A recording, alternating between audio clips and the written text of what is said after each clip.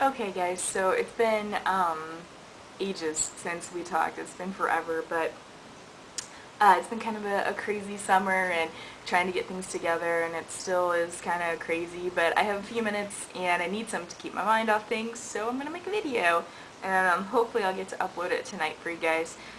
Man, like, I miss you. Thanks for sticking around. If you did, if you didn't, come back. I'll be back. I promise. It's just been a little weird right now. Enough of all of that. Let's go ahead and just jump right on in. There's been so much packed in the... Lambo's a little freaked out right now. Hold on, let me go get her. Okay, sorry. She's probably in a break again. We're just gonna ignore it.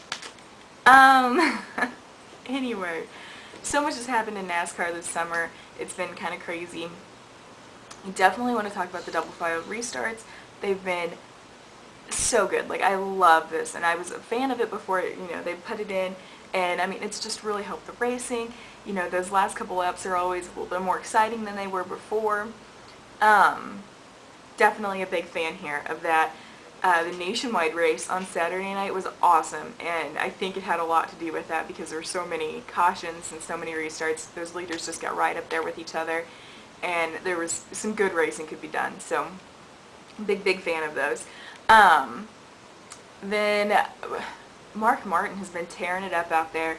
4 wins so far this season, and I love seeing that.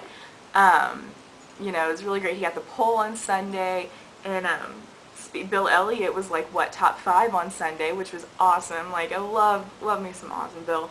So that was pretty cool. Of course, Mark didn't win on Sunday. I was really hoping that he would. I was in like the fetal position, like screaming at my computer for him to win.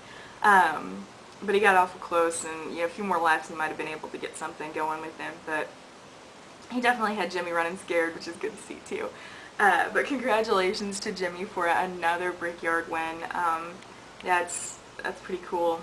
I didn't see him kiss the bricks because I turned it off. I didn't really care to see him kiss the bricks. So, because I knew I'd have to see it 450 times on NASCAR.com. Whenever you go on there, it's the front page. So, anyway, Casey had a top 10, which is awesome. He also had a win this summer, which I was really excited about. It's all about consistency getting into the chase, and I feel like that team's really, locking down on that. So hopefully they can, maybe get another win before the chase, and definitely keep those top 10 coming, because, those are what keep you in the chase. Enough about that. I'm really excited about that. But right now, the points are so close together. I mean, Tony has a pretty good lead, right now. But when you go farther back, they're not separated by much, so it makes it kind of exciting to see who's going to have a bad week. This week it was Kyle Busch, and he dropped out of the top 12, but I'm interested to see, as a Kyle fan, I'm interested to see what you guys think about his interview that he did with Marty Smith. I don't know if you guys saw it or not, but, Kyle's going for this whole new attitude, and he wants to be a leader on the team instead of, I don't even know what to call him, big crybaby. I mean, he is. He gets upset, and, that's what it is. I do understand where he's coming from, I mean, you want to be the best. He wants to be the end-all, be-all, and people don't like that because they like to see their driver win sometime, too. And, I feel that way about Jimmy. Like, I feel like Jimmy and Jeff win everything. And so I'm like, I've got a little bit of, hatred towards them. Not hatred. Hatred was the wrong word. I've got a little bit of jealousy, I guess, towards them. That would probably be a better emotion to put with it. Because I want my driver to win sometimes, too, So I think that's a lot of where the whole, Kyle comes from. And Kyle eggs it on. But I think that's going to change. And I think you can... My dog is barking at herself. Like, I kid you not. There's glass over there and she can see herself in it, and she's barking at herself. I never claimed that she was very smart. Maybe she'll be quiet now. I doubt it. Anyway, sorry. I get distracted so easy these days. I didn't really particularly care for the interview that he did with Marty. Like, I don't really feel like it came across what he wanted it to come across. But I do feel like you can talk a lot of things, you can say a lot of stuff, but until you actually put it into practice, nobody believes you. And I think he did a decent job, you know, after wrecking out and after having such a, well, not wrecking out, but after having such a crappy car.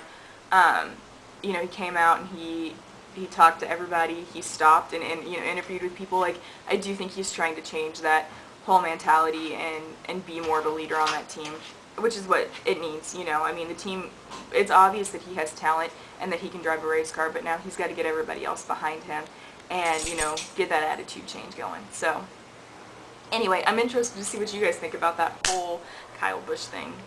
You know, do you think he's going to change? Do you think this is just a, you know, PR thing or what? Anyway, I think he'll change, and I think it'll be great. I think it'll be for the best. Other than that, let's see. Junior, I, you know, hated to see his car give away like that at the end there. But I do feel like they've made strides. I feel like this car is much better than the cars that they have been bringing to the track. So, you know, Lance McGrew is definitely making a difference, I think, over there.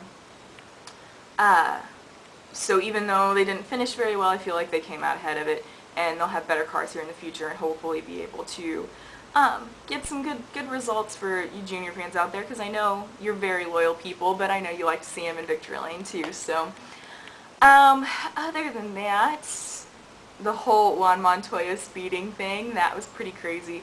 I think you enjoyed listening to him on the radio more than I did, you know, what was going on the track. Like, he had a lot to say, and he was obviously upset. It was his race to lose, and that he did. I do have to, I have to, you know, I have to side with NASCAR on this because, good Lord, it's electronic. Like, I can't really go against that. So I feel bad for him. I think that, you know, he definitely had the best car there this, you know, this week, and he should have been the one kissing the bricks, but that's NASCAR. You know, things like that happen, and you gotta try to rebound from them, and he didn't really have enough time to do that. What else? What else happened? It's been so crazy. Aside from the racing side of this whole thing, what do you guys think about this whole Jeremy Mayfield thing?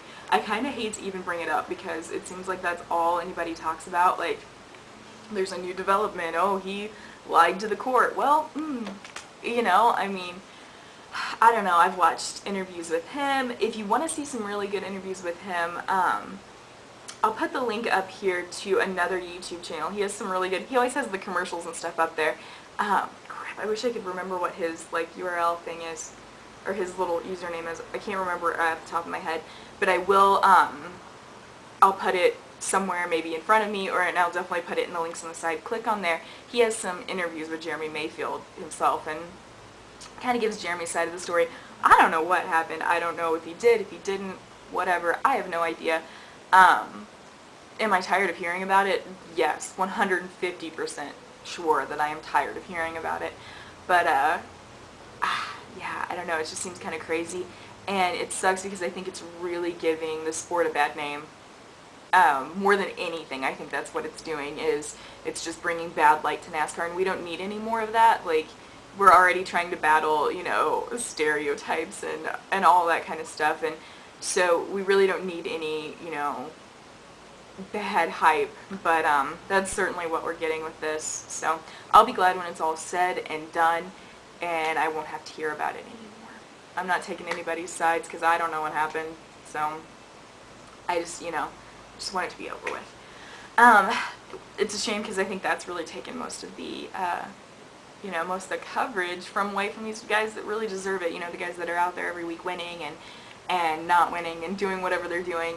You know, it takes away from that. So, yeah, wow. This is going to be such a long video. Anyway, I miss you. You guys are awesome. I'm trying to get caught up on videos that you guys have made and stuff like that. Slowly but surely, I'm getting there. So, yeah.